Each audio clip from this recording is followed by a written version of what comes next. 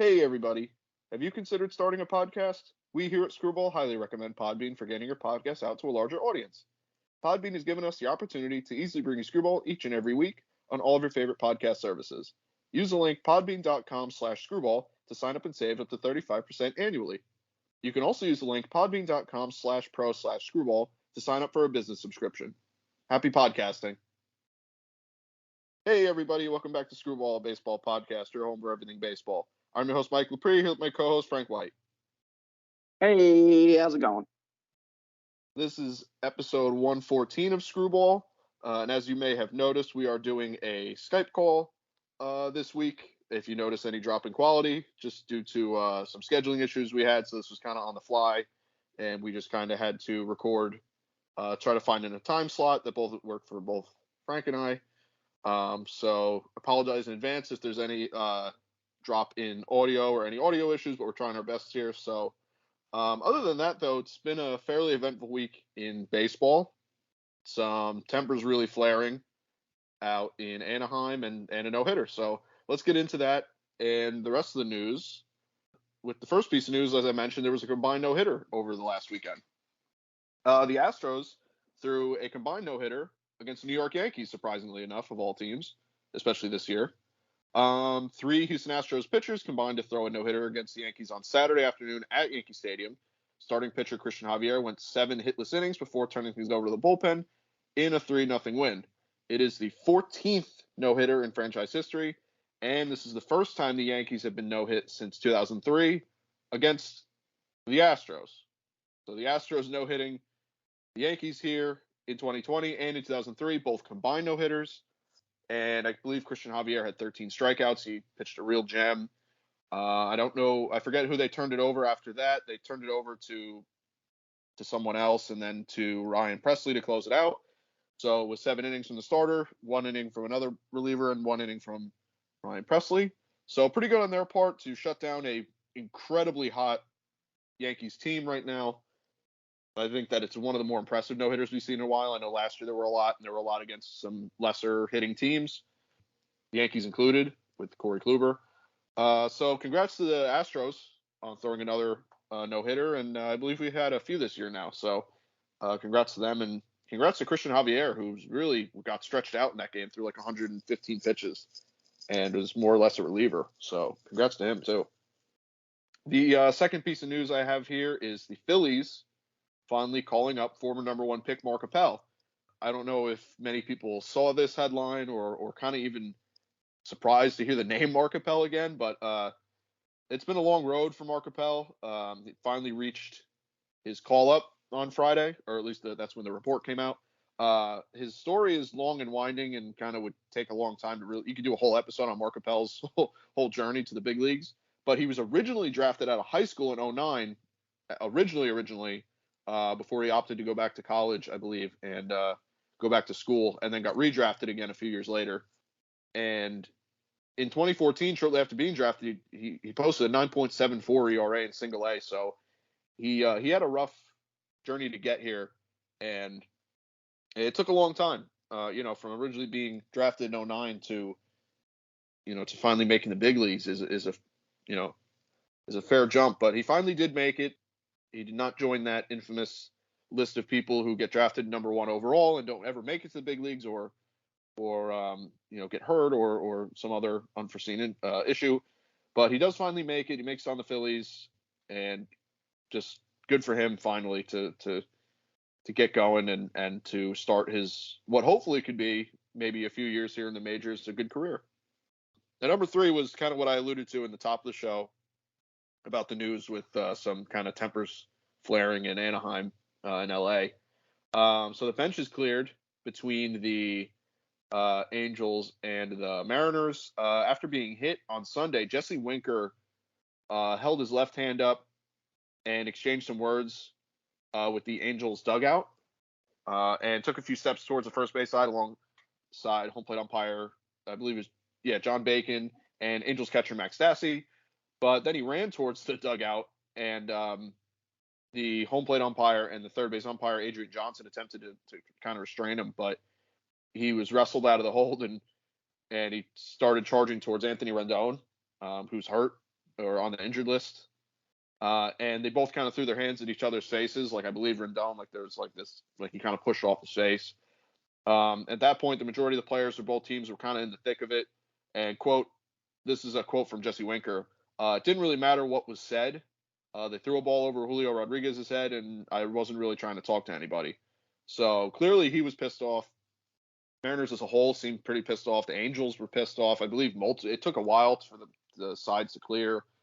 And it was one of the more, I wouldn't say brutal, but it was one of the more violent, brawls we've seen in a while, where fights kept breaking out and people getting hit and punched and slapped, and not a great scene over there. But surprised. I don't know. I didn't know Jesse Winker at all was really a hothead, but he seemed to be it on Sunday. So yeah, kind of I thought worth mentioning because it was one of the bigger benches clearing brawls that we'll see in baseball, and it was kind of interesting to watch two teams that are kind of in the West trying to get something going, because both teams really are good enough to at least challenge the Astros for that division. So yeah, like I said, I thought it was worth mentioning.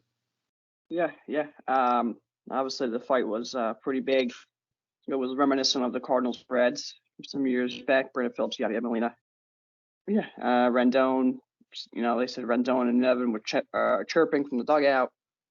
Rendon hit Winker. It's about the only thing he's ever done, so far with the Angels is he hit a home run lefty and punched Jesse Winker, I guess, or slapped him, whatever he did.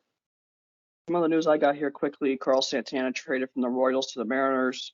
It's an early trade, not much going back the other way, mostly for see what he could do with the Mariners and get the Mariners back into contention. If they don't get back in contention, they could trade Santana for, a profit, or trade him back to get, some other players. So it's pretty much an early trade to see what they could do.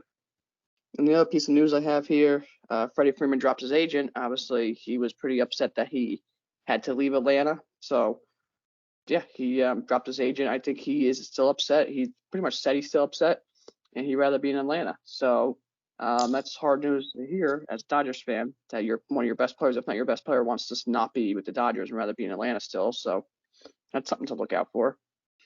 And the last piece of news I have here, and it leads into our topic, is Wes Johnson, the Twins pitching coach, leaves the Twins after this series with Cleveland to become the pitching coach or resume the same spot at LSU. His reasoning was he wanted to be close to his family, things like that. He's been with the Twins since 2019, and he's done a good job with the Twins, especially this year with their pitching. But it's weird to see that a player, or a coach, I should say, on a first-place team would leave his team to go to college after the college season just started, or just finished, I should say. And MLB season's in, mid-season on a first-place team. And the topic really comes to the fact that all these pitching coach, hitting coaches, bench coaches, coaches like that, are they underpaid? The stats haven't really come out about this, but there's, rumors of what happened there. And I heard that he was only making $250,000 to be the coach of the Twins, and LSU offered him $750,000 to be the pitching coach of LSU. So he's going to make $500,000 bonus by doing the same job in college. And I just think that that's hard to believe, because managers make millions and millions of dollars, players make millions of dollars, and then these pitching coaches and hitting coaches and bench coaches who have just as importance, or could even have more important than sometimes than a manager, and they're making almost no money. I mean, they're making good money in the average person standpoint, but to be a pitching coach for a major league team that's in first place to make $250,000 doesn't seem right. You would think they'd be making at least closer to the $1 million mark or $1 million. But so that's a topic of the day. It's not going to be a super long topic here, but isn't it just surprising that these coaches aren't making that much money? It just seems like it just seems like their pay has never progressed past, the 80s. Yeah, right. I think that, you see such a disparity in in, or at least the difference between, a manager's salary, because managers command a lot of money. There's big news on managers. It doesn't seem to be as much news following coaches. I think that it's, kind of important to note that a pitching coach and a hitting coach are kind of your two more, or a bench coach are kind of your more well-known coaching positions in baseball. And the fact that they would be paid like, what would that be, like an eighth or a ninth of the, or even a tenth of the yearly annual salary that a head coach, a manager would make, seems ridiculous to me. Now, granted, there's assistant coaches, there's all kinds of, there's strength and conditioning, there's the bullpen coach, there's this, there's that, there's a lot that goes into a major league team that you don't really see. And sometimes pitching, there's, three quote unquote pitching coaches. There's a head pitching coach, but then there's two assistants, or a hitting coach and two hitting coaches, or, there's catching, coaches and stuff like that. So obviously a team can't invest too much money into these coaches, or else the salary would, isn't necessarily justified. But I do think that if we're talking someone that is making about $250,000 at a major league level and can go and triple his salary at a college, collegiate level, I think is a bit ridiculous. And I think that that's something that should be changed. I think that you would at least expect, kind of like you said, that these coaches would at least be seeing $1 million annually. I don't think that's a big contract anymore for major league teams with the amount of money they shell out. I mean, maybe the A's would tell you otherwise, or the Rays, but a team like the Yankees, Dodgers, Red Sox, Phillies, Astros, teams with some money and have a recent winning, have some recent winnings, or the Mets now even too, obviously, you would think that it would be like a drop in the bucket, for them to just pay their fair share to the coaches. I think it's a bit ridiculous. Now, obviously, I don't expect every coach in the staff to be getting paid $1 million a year, but you would think your premier hitting coach, like say you have, I know Mark McGwire and Barry Bonds and those guys were hitting coaches for a little bit. You'd think guys like that, they're more premier guys, would be getting paid fairly well. Maybe your lesser known guys, or guys where it's more of a staff rather than one pitching coach or one hitting coach, would be getting paid a little less. But I was surprised when you kind of brought it up to me that these guys are getting paid that much. I thought that they would be getting paid a little more. And they do good work. We're not in an MLB clubhouse, and we didn't play in the majors or anything like that, but these guys really do make a big difference in the day in, day out performance of these guys. So I think that they should just be paid more fairly. I think that's just what it comes down to. But yeah, overall, I think that you're, like I kind of said just before, your more premier guys should be getting paid the bigger money, and that's just kind of how it works with any corporation, any business. Guys with more experience, and if you're talking your big companies like Apple and Amazon, and guys that people that would work there that have a little bit more a little bit more of a name would get paid a little more. And that, like I said, that comes with any business. But I think that we're talking a lot of money that these guys could be getting paid that they're not for their performance. So, not that they're going hungry or anything. They're still getting paid a very good salary to do what they do. But I think the question does arise where you're paying a manager X million dollars a year.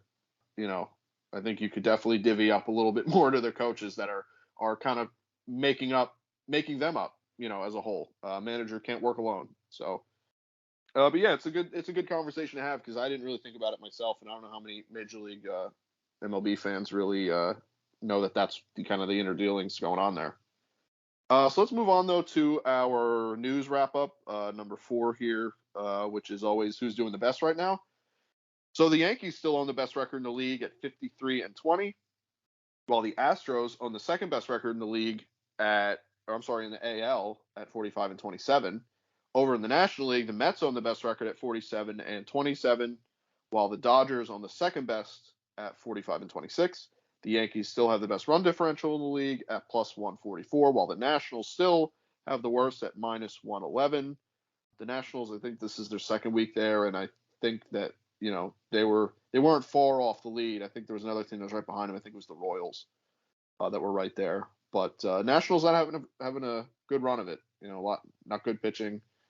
Their star Juan Soto hasn't been getting going. The lineup as a whole isn't very deep, but no surprise there if you're a Nationals fan. It's not really like you expected them competing with the Braves and the Mets this year. So, but yeah, that's who is doing the best right now. Yeah. Some teams I have here that are on my hot and cold list here. The Red Sox have hot of late. Astros, the Brewers, and Phillies are a couple teams that have been playing pretty good baseball over the last 10 days. On the cold list, I have Cleveland, the A's, Pirates, and Reds. They've been cold over the last 10 days. Just struggling a bit. So those are some teams I just want to throw out there that are either playing, good baseball or struggling right now. Where again, we're coming close to when you're going to make a decision on if your team is buying or selling. So it's hard to get on a cold streak because you don't know what that could lead to. You're in a cold streak, could be selling. You got a hot streak, could be buying for good or for the bad. In certain situations, like we've seen with Pittsburgh some years ago, they had some wins. All of a sudden, they were buying for some reason and got rid of every great prospect they had, and it just made no sense. And their franchise has been struggling ever since. Yeah, I believe the Pirates they had a good streak going, and they lost like 4 or 5 or 4 or 6. They're really not doing good.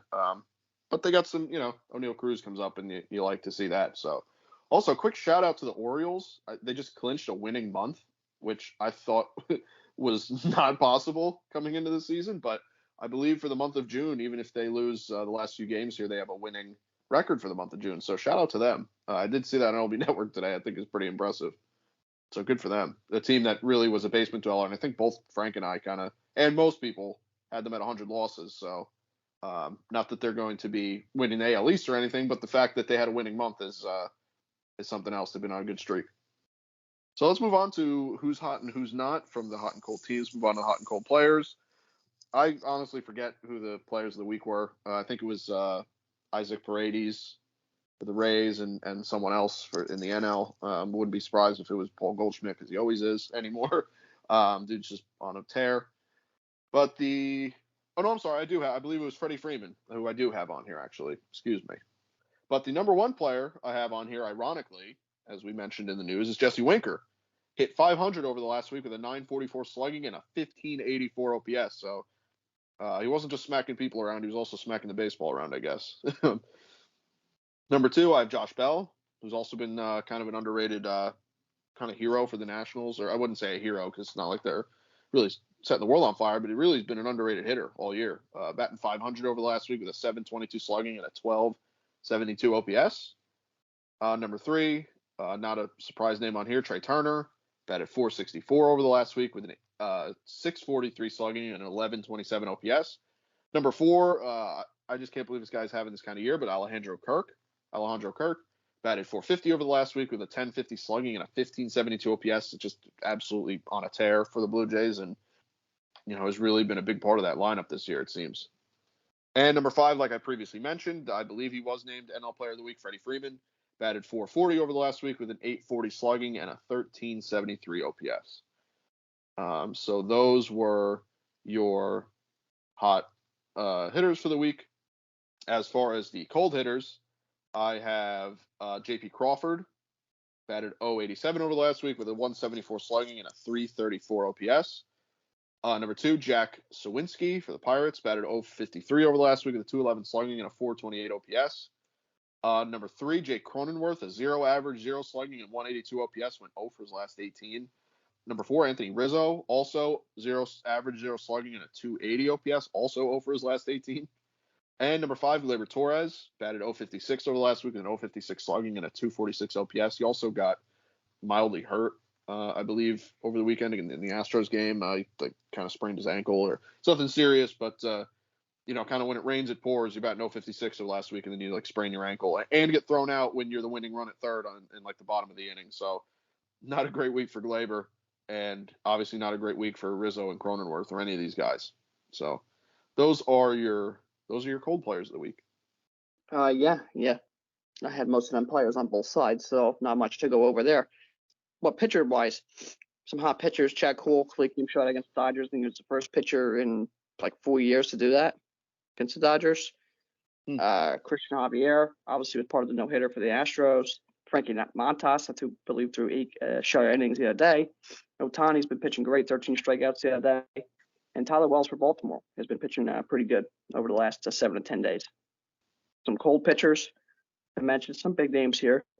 Tristan McKenzie got lit up his last start. Hunter Green's been giving up a ton of home runs recently. Giolito's been bad over the last 4 or 5 starts. Tariq Skubal's been getting hit pretty hard after his good start. And Alex Wood gave up a bunch of runs in his last start. So there's some pitchers there, some relatively big names that have been getting hit pretty hard here of late.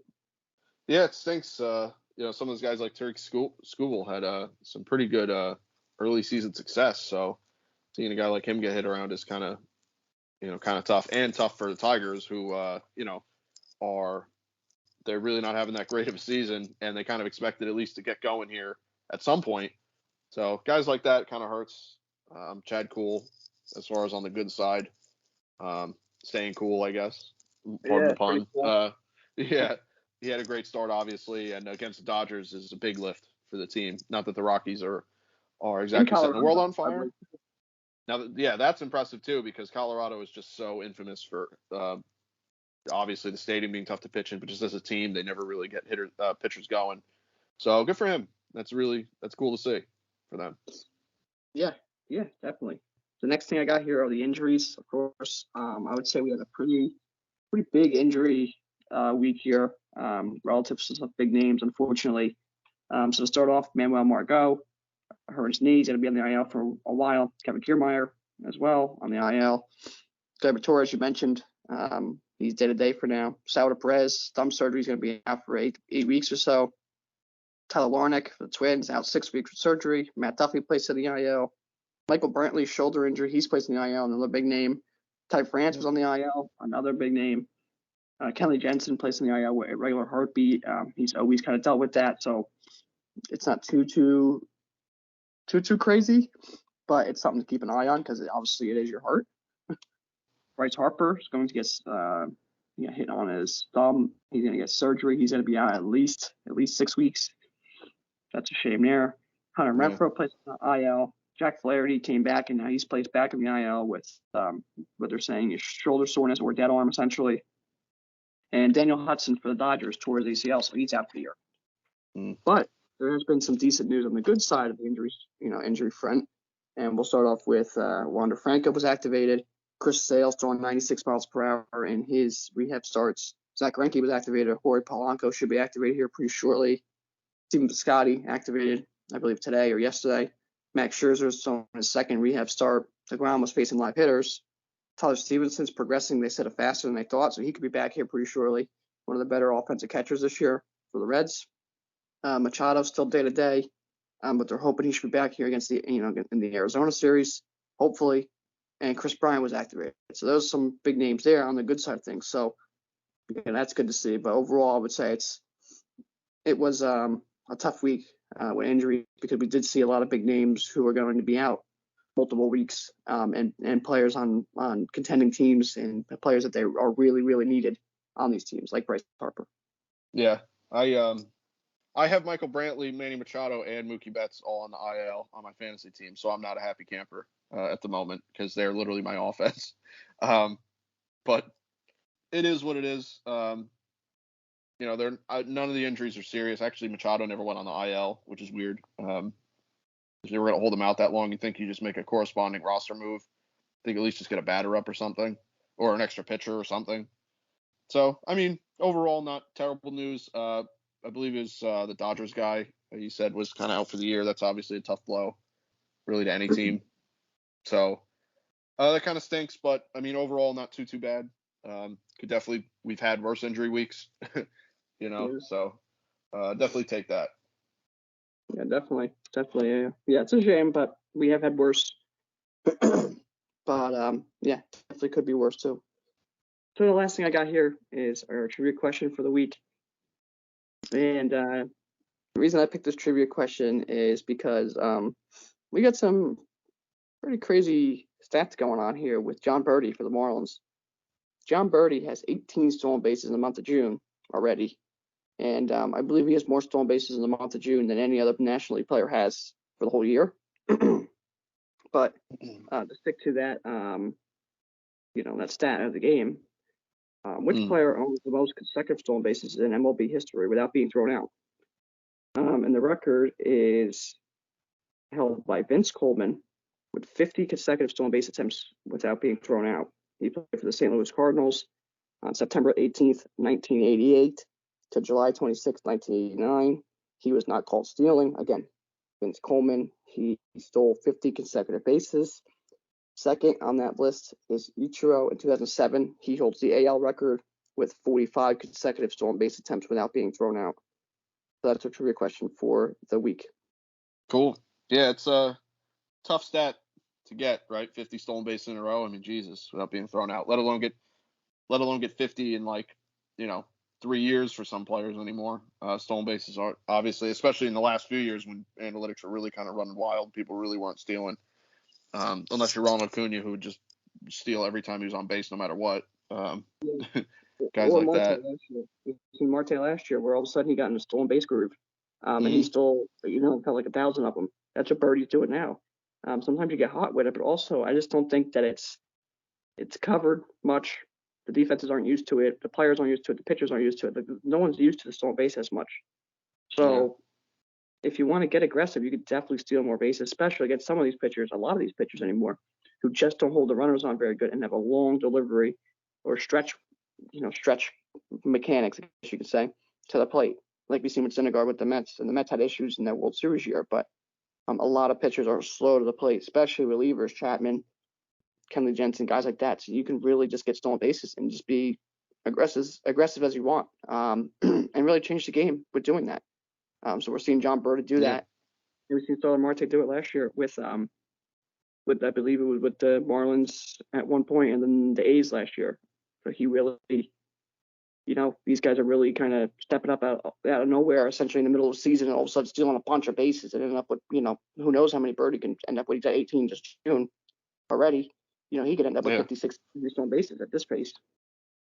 Really? I mean, Jesus. And that's for stolen bases anymore. That's a fantastic season. Even if you're not a guy that's like an Acuna or like a Starling Marte, is kind of a more of a bigger name. Just doing that is makes you so much more valuable. I feel like, at least in my eyes. I don't know. Analytics are something else anymore. But to me, if you can steal like at least 30 bags in a season or something, you're special. That's just a very valuable player. But it depends on your rate too. If you have 30 stolen bases, but you get thrown out 30 times, it's like, well, I don't know. But It sounds like he's on a good streak. So, well, that's all I got for this week. That's all I got for my notes. I believe in other news regarding sports, I believe the Avalanche won the Stanley Cup just a few days ago as of recording this, and when this goes live, obviously. So congrats to them. And that officially, I believe they won in Game 6, but that officially ends of the four major sports. The only sport running right now is baseball. So, finals ended with the Warriors win. Stanley Cup ends with a Avalanche win over the Lightning, and that leaves baseball all alone until you start seeing some football games, some football camps opening up, and some preseason stuff going on there. But we are entering that time of the year where only baseball's on, so that's I think kind of cool and worth mentioning, to be honest. And congrats, obviously, to the Avalanche for a Stanley Cup win. Big time hockey fans out there, obviously. Yeah, no, Colorado winning and stopping Tampa. I believe they won back-to-back, going for a three-peat, but they got stopped by Colorado. So congrats to them. Baseball being the only sport out of the major four going is pretty cool. Obviously, baseball hits the headlines now. They are the headlines more than ever during this part of the year, and then with the trade deadline, All-Star Game, Home Run Derby, stuff like that coming up, it's just more, the most exciting part of the season, minus obviously the playoffs. And then last little bit I got here is that this weekend is 4th of July weekend. Yeah, Independence Day is Monday, July 4th. So we like to hope everybody has a good holiday. Enjoy their weekend. Hopefully it's, nice weather. Enjoy their time with friends and family. But also, thank our veterans, our active military personnel, to help us, give us that freedom and that day. It makes that day, cherish that day as much as we do. So just wanted to go over that, and just excited for the weekend, and enjoying the nice weather, hopefully, and friends and family. Happy July 4th. Have a happy July 4th weekend, and be safe. And we hope, wherever you are out there, it's nice weather for you and you can enjoy, have a barbecue, and celebrate properly. And kind of like Frank said, thank you to kind of thinking of the veterans and thinking of all the ones we lost, and all the ones that are still kind of helping protect this country and its freedom and independence. And it's obviously a holiday worth celebrating in this country or any independence or any country, whether you're listening internationally or not. So, enjoy your July 4th weekend. Have fun. Be safe. And with that, that's kind of all I have for this episode. So if that's all you have too, we can wrap this one up. Yeah, that's all I got. Just ready for the second most exciting part of the baseball season, the trade deadline, the All-Star break, stuff like that. So we're just kind of rolling right into that. And then shortly after that, it'll be the playoff season already. So it's about to get really exciting. We already seen one trade, and things are about to go, haywire essentially. Things are going to get crazy. There's going to be rumors. There's going to be trades, every 5 seconds. So it's going to get nuts. Yeah, 100%. So a lot to look forward to, and hopefully we have some home run derby information coming up soon, because I love the home run derby, especially the way they have the current format. It gets me excited. So we'll see if we have any more info on that in the coming weeks and the participants. So that'll be cool. Yep. But with that, I guess we can wrap this one up. Yeah. Thank you guys for listening. You can catch this podcast on Apple Podcasts as well as Google Podcasts and Spotify. You can listen on our regularly updated YouTube channel as well as our website, screwball.podbean.com. You can follow me on Twitter at @RoomLikeLepre. You can follow me on Instagram at Mike Lepre. And you can follow me on Instagram and Twitter at FW10. You can follow our official Screwball Twitter at ScrewballPod. You can follow our official Screwball Facebook at ScrewballPod. No E in Screw. And that's it from us, guys. We'll see you next week. Yep. Take care.